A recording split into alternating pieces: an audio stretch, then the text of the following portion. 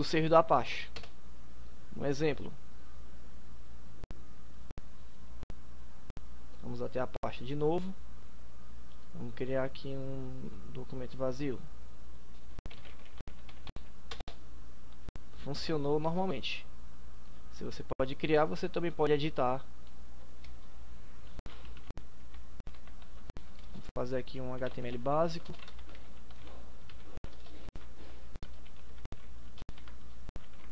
Só um momento.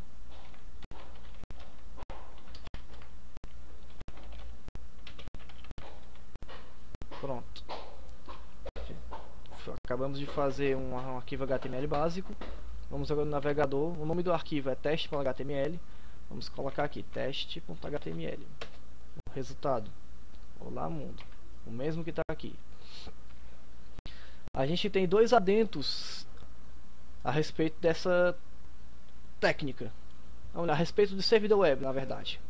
A primeira é que vocês reparam que se a gente colocar o endereço da máquina sem nenhuma especificação, ele por padrão aponta para um arquivo específico. Ele aponta para o arquivo índice do servidor web, que ele tem por padrão sempre esse nome, index.html. Ou no caso de PHP, index.php. Ele sempre por padrão aponta para esse arquivo. Aí caso que tenha mais de um arquivo além do index, caso você queira acessá-los diretamente, você tem que especificar aqui depois da barra .html, que faz abrir o arquivo. Outro adendo é que, vamos abrir aqui de novo o arquivo. Repare que aqui tem um caractere acentuado e que no navegador aparece diferente. Isso se dá porque o editor de texto do Ubuntu, por padrão, ele salva em uma codificação diferente da utilizada no servidor web. Por exemplo, no servidor web ele utiliza a codificação ISO 8859-1, se não me falha a memória, enquanto que o Gedit, por padrão, ele utiliza a codificação UTF-8. Aí, uma saída que nós podemos fazer, a gente pode salvar o arquivo em ISO 8859-1, aqui diz 15, mas uns são parentes dos outros, o resultado é o mesmo. E vamos testar aqui de novo. E é esse que o acento aparece. Com isso nós temos um servidor web funcional e podemos testar códigos em HTML. Pois bem, pessoal, tendo testado o módulo, o servidor Apache, agora a gente vai testar o PHP. Na realidade, testar o PHP e ao passo que também vamos configurar o NetBeans e trabalhar um pouco o aplicativo de gerenciamento de inicialização que a gente instalou também. Pois bem, vamos abrir o NetBeans. Ele por padrão situa-se aqui em aplicativos. Ele cria uma categoria de desenvolvimento e atribui atalho a ela. Só um instante que ele está sendo carregado. Outra coisa também que vale ressaltar é que por padrão o NetBeans ele só vem com suporte a Java. Ou seja, se você quiser programar em outras linguagens, você vai ter que instalar no NetBeans, na sua instalação do NetBeans, o suporte a essas linguagens. Para a gente fazer isso, a gente pode fazer da seguinte forma: a gente vai em ferramentas, plugins. Aqui ele lista todos os plugins que estão instalados no seu NetBeans. Os que estão os que estão instalados seguem aqui. Os que você pode instalar estão aqui. Você pode reparar que está tudo aqui desmarcado. E precisamos marcar para efetuar a instalação. Pois bem, a gente vai procurar nessa lista aqui só o PHP. Esse nome... Aqui está ele. Clica aqui e clica em instalar. Ele vai puxar da internet os arquivos necessários. Isso deve levar alguns minutos.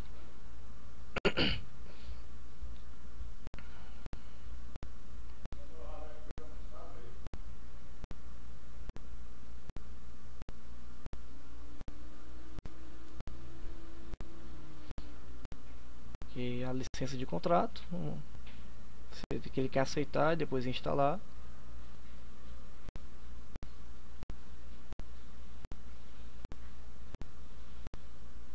E vamos esperar a instalação ser concluída. Pois bem, pessoal, uma vez que a instalação do plugin PHP foi concluída, ele pede que você reinicie o NetBeans para que a inserção dos plugins faça efeito. A janela é essa, que depois terminou. Clica aqui em finalizar, ele vai fechar e abrir o aplicativo em seguida. Só um momento.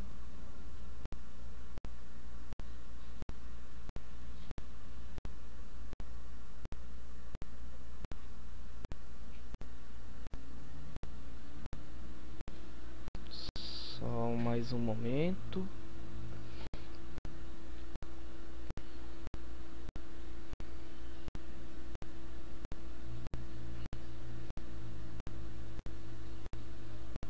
E pronto. Já que instalamos o plugin do PHP, agora vamos usar o NetBeans para trabalhar. Primeiro que a gente vai fazer, a gente vai criar um novo projeto. Com o plugin incluso, a gente pode... Aqui surge a categoria PHP, que antes ela não existia, por conta da ausência do plugin. Você escolhe aqui um aplicativo PHP, avança. Como a pasta //www tem as suas permissões legíveis pelo usuário atual dessa máquina, que no nosso caso é user, por padrão o NetBeans ele já passa a jogar os arquivos, os códigos fonte PHP diretamente para lá. Ele cria uma pasta com o nome do projeto que a gente definir. Vamos colocar aqui teste-php.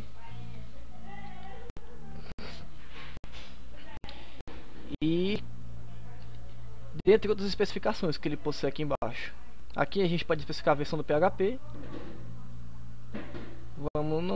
Vamos utilizar esta para não entrar tão a fundo. Existem algumas diferenças entre a versão 5.3 e a 5.2/5.1. Mas o padrão é mais do que suficiente para os nossos testes. Aqui embaixo, em codificação padrão, que a codificação definida aqui, UTF-8, Windows, etc, ISO, é a que vai ser definida para todos os arquivos posteriores.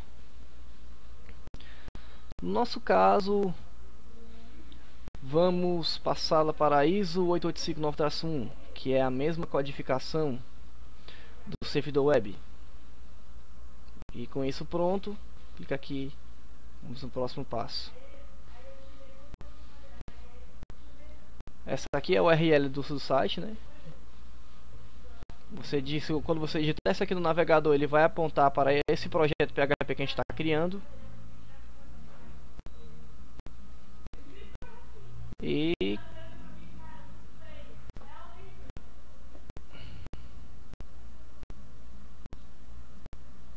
com isso nós clicamos em finalizar.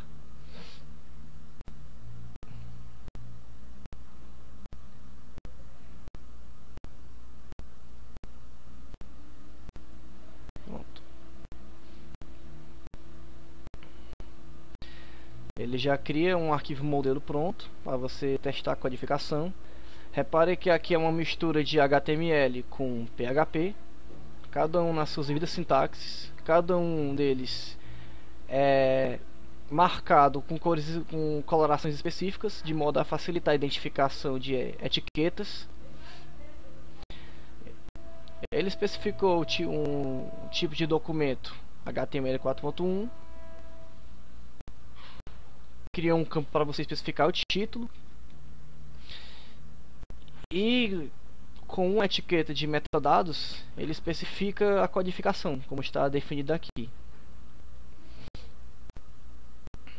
Pois bem, com isso sendo, vamos inserir um conteúdo qualquer nesse arquivo para em seguida testar no navegador. Vamos definir um título, né? Teste do módulo PHP servidor web. Pronto. E aqui no PHP vamos colocar um código básico. Um hello world deve servir.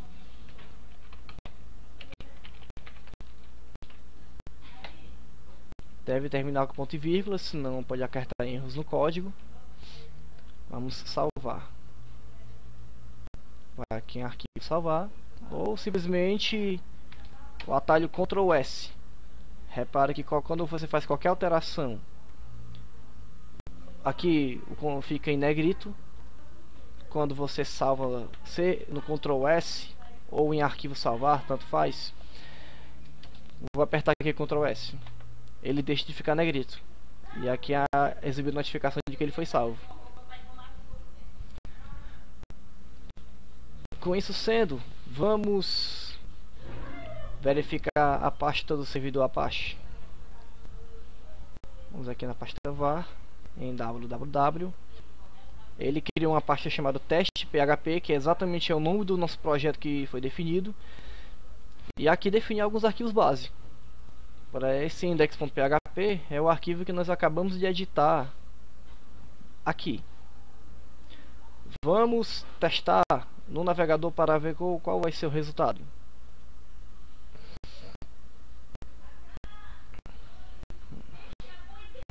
Apagar aqui, local host barra teste-php, enter. E eis o resultado. A pasta, o resultado no código. E se você reparar, o conteúdo jogado na tela por meio do comando echo condiz com o que é exibido na tela. E o interessante também, o título definido pela etiqueta title do HTML, o valor que foi definido aqui, teste do módulo PHP no servidor web, também é exibido no navegador, como vocês podem reparar aqui o título embaixo, em cima e na aba. Pronto. Com isso tudo configurado, já pode se programar em PHP à vontade. No entanto, tem alguns adendos a citar. O primeiro deles é a respeito de erros de código, erros de sintaxe. Por padrão, quando acontecer algum erro de sintaxe no código, como por exemplo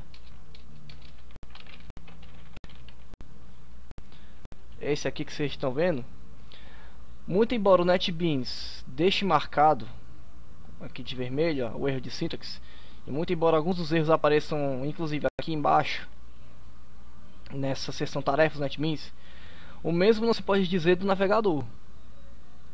Quando acontecer algum erro de sintaxe, ele simplesmente não consegue não consegue interpretar o código. Deixa eu salvar essas alterações e atualizar. Ele não, por conta do erro, ele não consegue interpretar o código, a menos que o erro seja resolvido. Por exemplo, como o erro se deu por falta de ponto e vírgula, que é o caractere especial responsável por fechar uma linha de código PHP, o código aparece, como vocês podem verificar.